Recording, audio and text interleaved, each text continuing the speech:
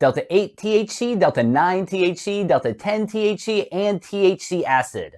What's the difference between these compounds and what do they feel like?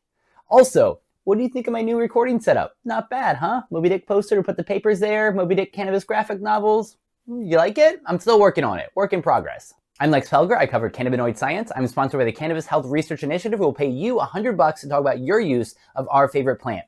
Link in bio. You can also follow our newsletter curated by me that has all the best new cannabinoid science every 2 weeks. So here you can see the different types of THC that we're talking about. The one to keep your eye on is Delta 9 THC. That's the one responsible for the psychoactive effect of cannabis. It binds to the CB1 receptor in your brain to cause that distinctive cannabinoid psychoactive effect. So what's going on with their numbers? The number means where the double bond is positioned. And so Delta 8, Delta 9, Delta 10, the double bond keeps moving around the ring there. What it means experientially is Delta 9 is the most potent of these. It's the one that binds the strongest to the CB1 receptor.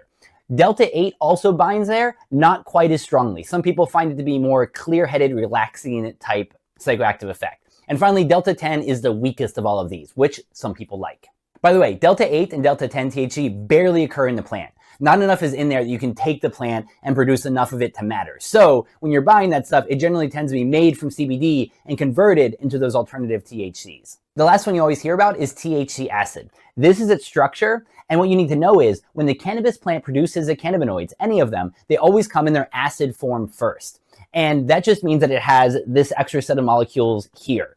But all it takes is a little bit of heating to start the process called decarboxylation to remove that carboxyl group. And the acid ones do not penetrate the blood-brain barrier very well. So you usually do not have any psychoactive effect from CBD acid, THC acid, any of those.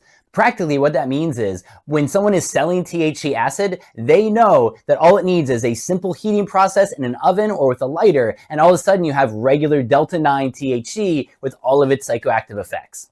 The reason that more of these alternative THCs like Delta 8 and Delta 10 are out there in the world is because of the hemp loophole. When hemp got legalized a couple of years ago, they said anything that came from hemp was legal. And so this led to a bunch of hemp-derived psychoactive cannabinoids hitting the market. From a public health perspective, would I recommend these hemp-derived cannabinoids?